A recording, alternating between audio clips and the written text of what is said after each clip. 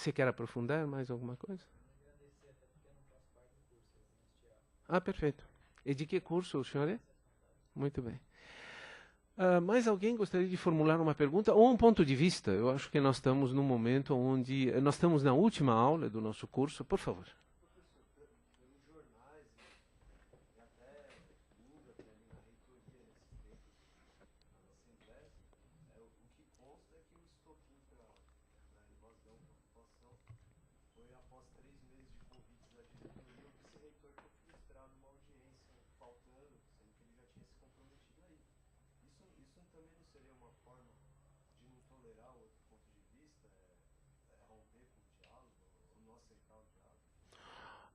Brant, eu acho que você tem razão quando você procura as causas.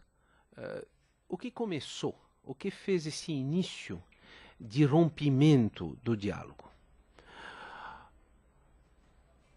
A não audiência concedida ser legitimadora de uma violência. Eu pego o caso particular de um professor, colega da Faculdade de Filosofia, que é agredido porque ele queria dar uma aula.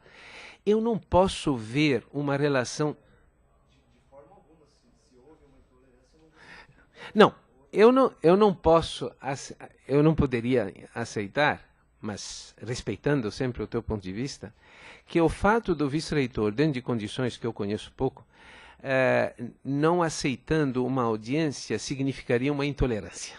Quer dizer, pode haver, isso pode ser chamado de outras coisas, má gestão, pode ser falta de programação, pode ser significar, mas dizer que um vice-reitor que está respondendo pela reitoria num determinado dia não pode receber os alunos para conversar é intolerância, eu penso que é um pouco de excesso. Mas podemos tratar de outras causas, porque a mídia que você acompanha muito de perto, eu sei disso, tem tratado também do decreto do governador Serra, que foi apresentado no dia 1º de janeiro desse ano. E aí poderia se argumentar que esse decreto não foi discutido com a comunidade universitária antes de ser adotado. E alguém poderia dizer, isso é intolerância, porque o governador aplicou um decreto sem... Também eu não entenderia isso como intolerância, eu entendo isso como um processo natural que nós temos, um governador que foi eleito, achou que essa é a visão dele que ele tinha da universidade, com a qual eu discordo plenamente, mas que ele entendeu que era a forma de fazê-lo, e depois então iniciam-se os debates e as discussões, que podem levar até a uma paralisação na universidade. Sobre isso também não vejo nenhum problema do lado dos alunos, e depois eu falarei do lado dos professores e dos funcionários, mas do lado dos alunos, uma decisão de paralisação até a universidade recuperar plenamente sua autonomia. O fato é que, em certos momentos desse processo, além da paralisação, nós fomos proibindo o direito de ir e vir a pessoas. O mais grave ainda, a proibição de um professor e de um aluno fazer o que eles entendem que deve fazer num espaço onde a liberdade deve prevalecer. Sobre a questão dos professores e dos funcionários, eu preciso lhe dizer que há muitos anos, eu me lembro quando eu estava na reitoria, o quanto a Constituição de 88 deixou órfão o setor público de uma lei de greve. Porque o que fez a Constituição de 88 foi determinar o direito de greve a todos e prometeu na Constituição uma legislação de greve para o setor privado e uma para o setor público. O que é uma lei de greve?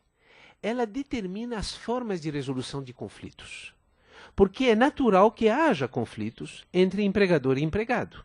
São interesses distintos. Empregador e empregado no setor privado se refere à forma de dividir os lucros. No setor público, não há lucros. Portanto, o que há são gestores transitórios da instituição pública que representam essa instituição e que devem lidar com aqueles que servem à instituição. A contradição é que quem representa a direção da instituição e também seu servidor, no caso da universidade. Portanto, nós vamos nos encontrar em situações absolutamente peculiares. Mas aonde está a orfandade? É que quando a Constituição de 88 legisla sobre o setor privado e dá uma lei de greve ao setor privado, ela previu as formas de resolução de conflitos. E ela se tornou silenciosa sobre a forma de resolver conflitos no setor público, a ausência de uma lei de greve. Com isso, nós vamos encontrar situações absolutamente peculiares, onde tanto a representação, como as formas de decidir a greve, como também a prática da greve, se tornam extremamente hostis e agressivas. E se parte para uma greve que leva a paralisias, onde quem é prejudicado não é nem o professor, nem o funcionário, nem mesmo a instituição universitária, porque nós sabemos que os professores continuarão fazendo suas pesquisas, dando aulas de pós-graduação, mas acabará sendo a sociedade que mantém a universidade, porque o conflito não se resolve e aí passamos a ter novamente uma situação de agressões físicas e de intolerância. Daí que eu espero, se nós queremos construir uma nova universidade, é que o tema da forma, da legislação inspirada, nós estamos falando da Organização Internacional do Trabalho, em acordos que sindicatos, empregadores e Estado já acordaram no âmbito da OIT. No âmbito da OIT, os princípios da greve são absolutamente estabelecidos, tanto para proteger o empregado, como também para assegurar ao empregador um processo e um ritual de resolução de conflitos. Então, com isso, eu me expandi um pouco, mas eu entendi que era importante, em função da tua pergunta, primeiro tratar da causa. Não acredito que uma audiência não cumprida é justificativa para todo esse movimento. Mas faz sentido que esse movimento tem como causa outras raízes muito mais importantes, como uma delas que foi agora citada. Agora, para resolver esse problema no futuro, nós precisamos desenvolver formas de resolver conflitos, porque sempre viveremos em conflitos. A questão é saber quais são os procedimentos a serem adotados para a sua resolução. Isso responde à questão que você levantou? Mais algum comentário ou alguma pergunta? Bom, com relação aos ensaios, antes de nós fomos olhando para todos os ensaios que vocês produziram. Alguns dos ensaios, eu vou citar os nomes dos melhores ensaios, tratam de uma boa descrição do que foi apresentado pelos expositores. O que eu peço a vocês, no segundo ensaio, que é o ensaio de conclusão da disciplina, a média das duas notas vai prevalecer, é que, se vocês puderem enfatizar duas características. Primeiro, a originalidade. Eu vejo que muitos ensaios são semelhantes na forma de abordar, o que eu entendo. Vocês conversam, vocês são uma turma, então faz sentido vocês conversarem entre vocês sobre a forma de abordar. Mas isso gera para o leitor depois uma semelhança muito forte na forma de abordar o tema. A segunda questão é o ponto de vista próprio. Os ensaios retratam o que os expositores disseram. Mas aonde está a sua opinião própria sobre os temas que foram abordados? Eu não espero que cada um de vocês traga uma opinião própria sobre cada um dos temas. Mas talvez na finalização do ensaio, uma opinião pessoal sobre os temas abordados enriqueceria o trabalho que está sendo feito.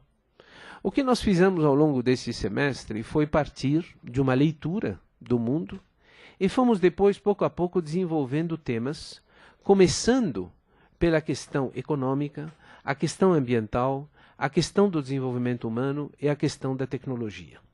E para cada um desses temas, nós tivemos expositores que foram convidados, dando a vocês, no primeiro semestre do primeiro ano do curso de Relações Internacionais, uma leitura de disciplinas distintas, mas dada através de personagens que fizeram uma diferença na sua área, que influíram na sua área.